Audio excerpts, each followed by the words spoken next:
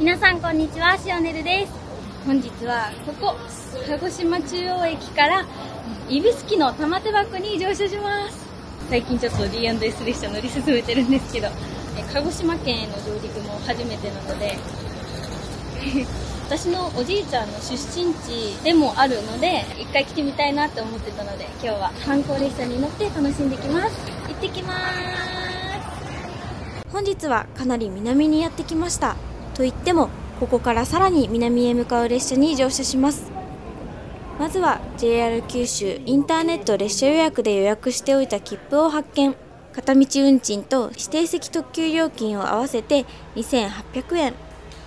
11時56分発、指宿の玉手箱3号に乗車します。私は今朝東京から朝一の飛行機で鹿児島県に来たのですが、出発駅である鹿児島中央駅に到着できる時間の都合上、1号は乗り遅れの危険があったので3号にしました。3番線に向かいます。階段は伊武多摩ロードとなっていて、写真が展示されていました。ホームの壁がコンテナみたいでとってもかっこいい。かなりおしゃれですね。駅名表には西郷隆盛と桜島。渋いですね。こちらを目印に列車の到着を待ちます。現在は出発の30分前。まだ誰も並んでいません。奥から見たことのない色の車両が走ってきました。指宿の玉手箱は JR 九州の D&S 列車、指宿枕崎線、鹿児島中央駅から指宿駅間で毎日3往復走っている特急列車です。伊武多摩の愛称で親しまれています。名前からワクワク感があふれてきますが、こちらは浦島太郎の竜宮伝説がモチーフとなっており、この竜宮伝説は指宿が伝説発祥の地と言われているんだとか。列車が到着し、ドアが開くと同時になんとミストが出てきます。浦島太郎が玉手箱を開けた時にワンワンワーンと出てきた白い煙を意識しているそうです。出発前から驚きとワクワクがあふれる仕掛けに大興奮。真ん中で白と黒に分かれたこの斬新な外観、これは浦島太郎が玉手箱を開けて白髪になってしまったというストーリーを表現しています。小さな頃から知っている昔話を鉄道で表現するってすごく面白いですよね。しかも誰もが知るお話なので、誰が乗っても楽しめるというところがいいですよね。車体横のゴールドのラインは玉手箱のリボンに包まれているよ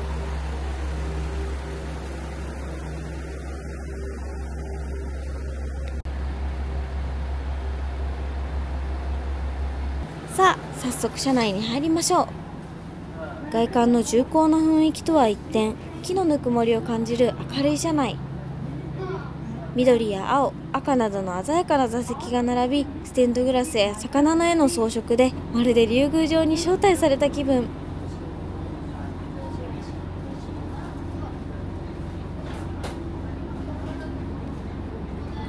本日私は2号車11番 A 席を取りました。こちらの2号車では南九州産の杉をふんだんに使っているそ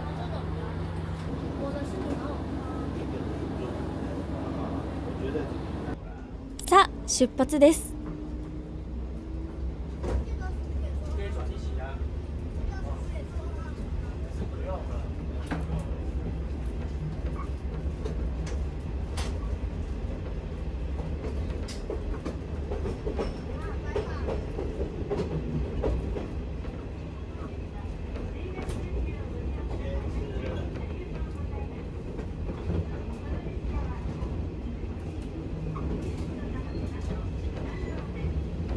鹿児島中央駅を出るとすぐに左手には在来線の車両基地が見えます。ここの席、他のカウンター席と比べて空間が広めです。旅をエスコートしてくれるのは素敵な南国風のシャツを着た添乗員さん。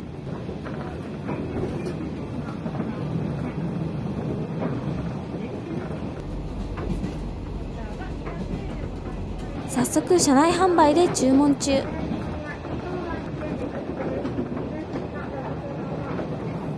ちらの座席、リクライニングはできませんが、ちょうどいい角度で景色もゆったりと眺めることができます。足元は狭いかも。でも斜め右に足を伸ばせば楽ちんです。山側には2列シートが並びます。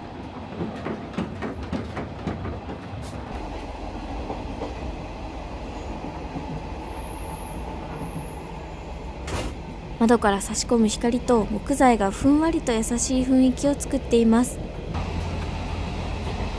荷物掛けフックもありますが、車内はかなり揺れるので、細身で音の鳴らない荷物以外はあまりかけたくありません。木桶はすだれになっており、和風の空間。こちらが先ほどの購入品、鹿児島のお茶と伊布玉プリン、そしてオリジナルタオルを購入。列車は市街地を走ります。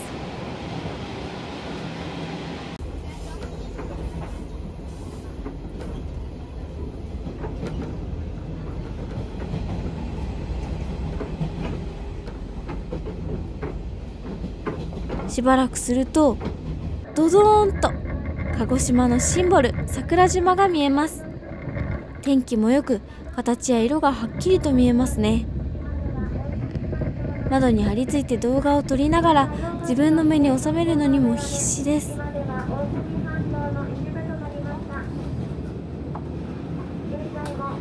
1号車のサービスカウンターで恒例の記念乗車証スタンプチャレンジ。ちょっと揺れが史上最強レベルで激しいので難易度マックスです。やはり失敗。これもまた旅の思い出です。乗務員さんによる手書きの沿線情報などもあります。1号車はこんな感じ。座席がくねくね曲がっていますね。とっても面白いなと思いましたし、竜宮城でみんなが踊っている様子などを表現しているのかなと思いました。フリースペースでは本棚に囲まれてちょっぴり自分だけの空間を楽しめる時間。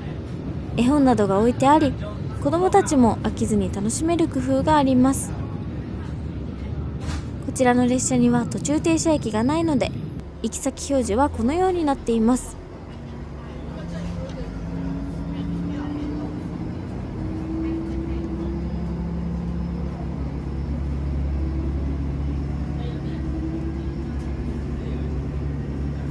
こんなところにも玉手箱。ここにメッセージを入れると車内放送で読み上げてもらえます。今回私は残念ながら相手がいなかったので諦めました。お手洗いは男女共用のバリアフリートイレが1つ。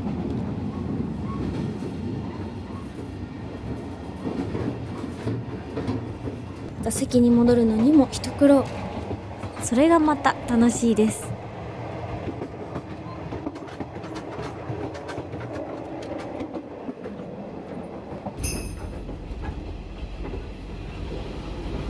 見てください、この景色。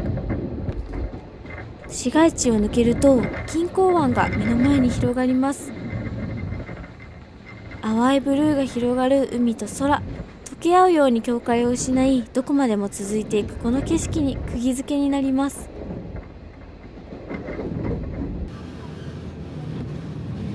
この錦江湾は大半を陸に囲まれた内湾でありながら深海を持つ世界でも珍しい湾なのだそう。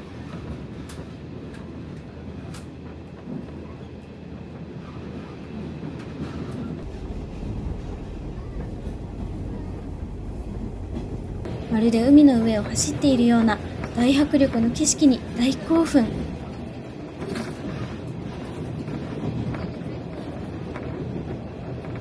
前を見ると綺麗な海が広がり、優雅にプリンを食べる至福のひとときです。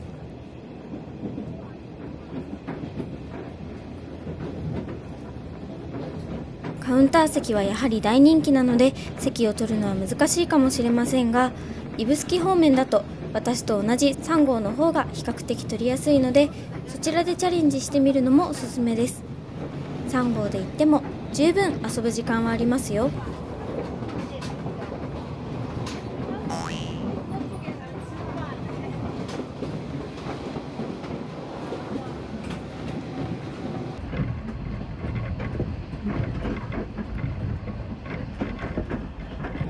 席の高さは首くらいまで。山側の席の方たちにも景色が見やすいような設計になっているのかなと思います。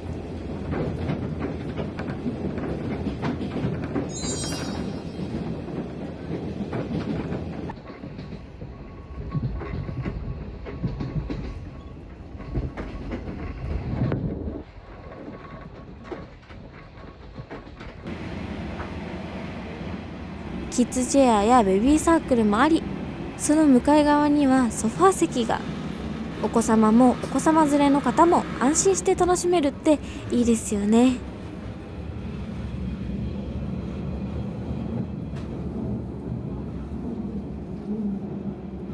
錦江湾と桜島、抜群の車窓です。錦江湾沿いをずっと走っているので、海が見える時間が長いというのもポイント。取り逃すこともないですし、これでもかってくらい堪能することができます。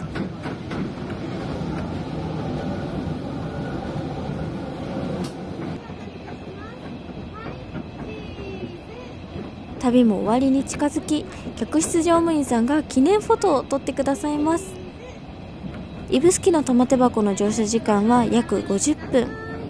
車窓からの景色が抜群にいいので、車窓を眺めたり、プリンやお弁当を食べたり、車内を満喫したりといろいろやっていたらあっという間の時間です。私的には足りないくらい。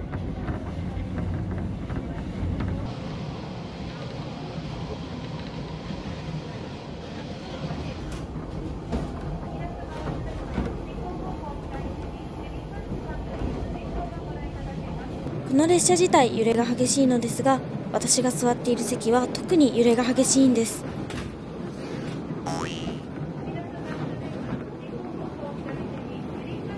なので圧倒的なアトラクション感を楽しむことができます。トランポリンを飛んでいるような感じでしたね。音も迫力があります。さあ、間もなく終点の指宿駅。ここで嬉しい光景が。地元の指宿市役所の方々が黄色い旗を大きく振ってお出迎えしてくださいました。人の温かさを感じて少し目頭が熱くなります。私もたまに列車に向かって手を振ったりするのですが、こんなに幸せな気持ちになるんだと改めて感じました。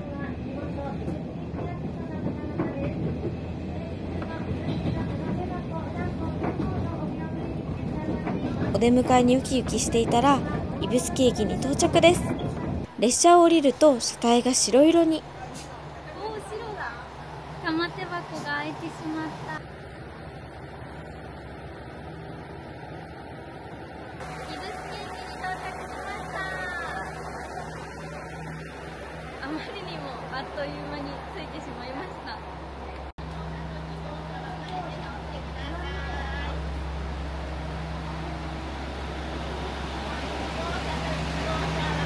指宿駅には浦島太郎が館長さんの竜宮写真館があります。改札前で早速砂むし温泉に入って指宿観光に出かけます。駅前にはイブタマカラーのポスト。ここでの記念撮影は必須です。足湯もあるのですが、なんとこの日は清掃で利用できませんでした。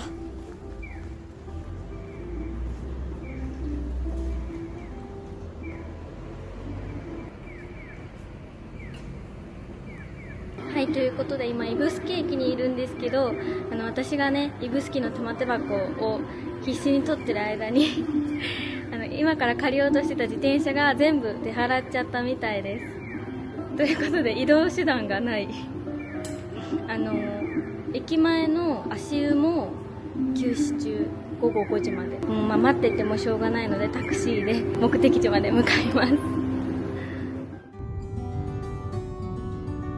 タクシーでやってきたのは休暇村指宿。指宿といえば砂むし温泉ですよね。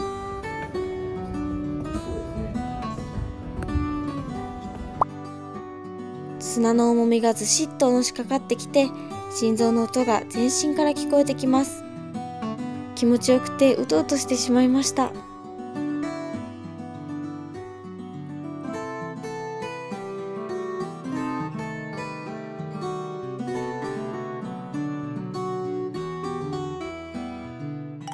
砂むし温泉入ってきました。さっき、伊布玉で買ったタオル。早速、すごい岩肌だ。じゃじゃーん。すごい。早速、伊布玉で買ったこのね、オリジナルタオルを買うことになりました。1枚タオルを持っていかないといけないみたいで、せっかくならということで、使いました。で、残念ながら、レンタサイクルができなかったわけなんですが、多分伊布玉で、やっぱり外国の方がすごい多かったんですよ。だからそういうのもあって、自転車が一気に出てしまったのかなと思います。なので、今私が来た砂むし温泉の近くに、チリンガ浜があるので、間違えた、チリンガ島があるので、まずはそこに向かって、とりあえず歩きで楽しめるコースをね、行きたいと思います。お腹空いたからどっかでご飯も食べたい。先ほどから横を歩いているこちらは魚見岳。南側から見るとダイヤモンドヘッドの形に似ているそうです。海の近くまでやってきました。本当は奥のチリンガ島に行ける砂の道を渡りたかったのですが、今日は出現しないそう。渡航禁止の看板も出ていました。そこから海沿いを30分ほど歩いてやってきたのは薩摩伝承館。立派なお庭と建物に圧倒されます。少し難しかったですが、きらびやかな展示品をガイドの方に解説していただきながら楽しむことができました。ここでちょっと悩んでいたのですが、やっぱり諦めきれずタクシーに乗って急いで駅に戻ることに。家には入れないんですけど、時間もないのでセブンイレブンで鹿児島で食べられるものを買ってきました。いただきます。指宿のご飯も味わいたいところでしたが、それよりも行きたい場所があるので諦めます。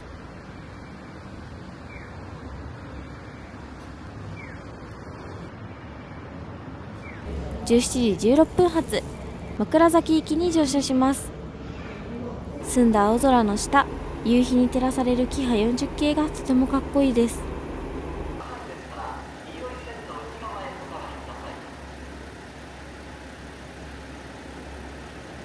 さあ、列車がやってきました。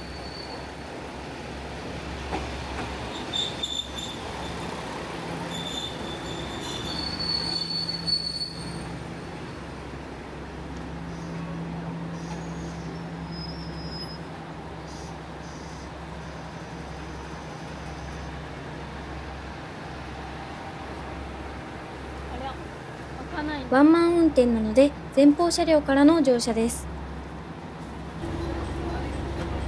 時代を感じさせる車内と帰宅中の学生たち。ご乗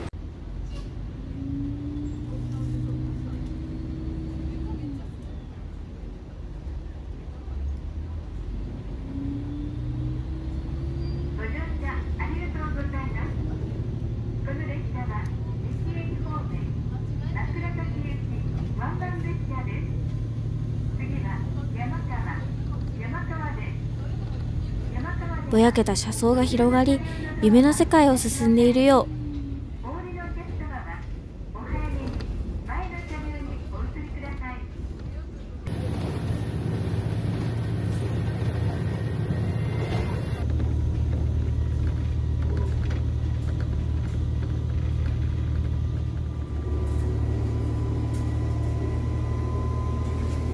い。やってきたのは日本最南端の駅、西大山駅。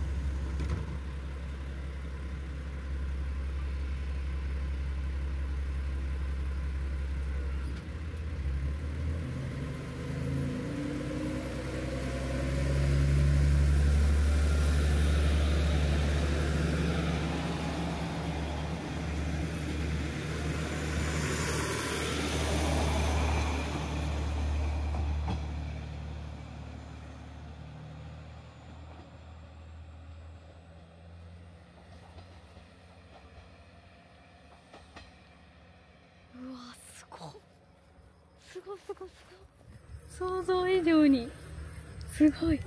わあ、興奮。語彙力を失う景色です。記念写真を撮ろうとしていたら、タククシーの運転手さんがお迎えに来てくれました。実は薩摩伝承館からタクシーに乗った時に西大山駅に行くことを話したところ、帰りのことをかなり心配してくださって、嬉しい、ありがとうございます。すごい早いです。早く来たんで。ありがとうございます。あんた一人じゃかわいそうやし。じゃあ立って。この西大山駅、着いたら帰りがまた大変で、列車本数がかなり少ないので、私もこの後2時間、帰りの列車が来るまで真っ暗な中待つのが少し怖いなと思って悩んでいたんです。なのでタクシーをお願いしたところ、勤務時間外なのに快く引き受けてくださいました。しかもお願いしていた時刻よりも30分前に来てくださって、記念写真をたくさん撮ってくれたんです。実はこのタクシーもギリギリで、指宿駅から鹿児島中央行きに乗る時間も1本遅れると次が1時間半後になってしまうので、それも考慮した上でおすすめポイントを教えてくれました。これすっごい綺麗ですね。この西大山駅が入ってな。いいね。あれ？大きくなりすぎました。これだ。これでな。みんなあんまり知らないね、こういうのな。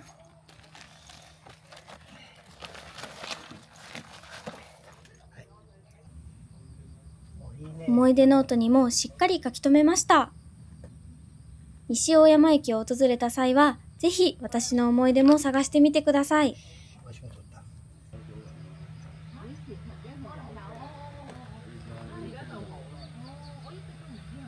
駅に戻るぞと思ったら、こんなにたくさんドリンクを差し入れてくださって、至れり尽くせりのおもてなしを受けました。あそこに山が2つある。あの山はですね、竹山といって、竹山といって岩山なんやな、あれ。タイガーウッズがゴルフ場で、そこにゴルフ場があるから、スルーピンが寝てるっていう。あ、本当だ。確かに。あっちが膝を曲げてるの。確かに。そういうね。2月頃に出荷できるからね。食べたい。ほら、大きくなる。走行中もガイドツアーを開催してくださって、ここには壁穴式住居があると教えてもらい、めちゃくちゃ興味があると言ったら、なんとそこもタクシーを止めて案内してくださって、すごい、何から何までありがとうございます。走っていただいて、あ、すごい。4つありますね。国指定史跡、指宿橋牟川遺跡。縄文時代が弥生時代より古いことを日本で初めて証明した遺跡だそうです。あ、なってるんですか。ありがとうございます。幸せいっぱいで鹿児島中央駅まで無事に戻ってきました。ゆっくり午後からスタートの旅でしたが、列車も観光も大満足の一日でした。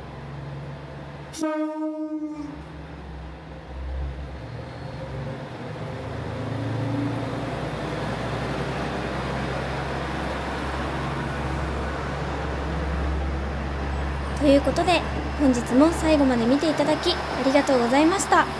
よかったら高評価とチャンネル登録よろしくお願いします。またねー。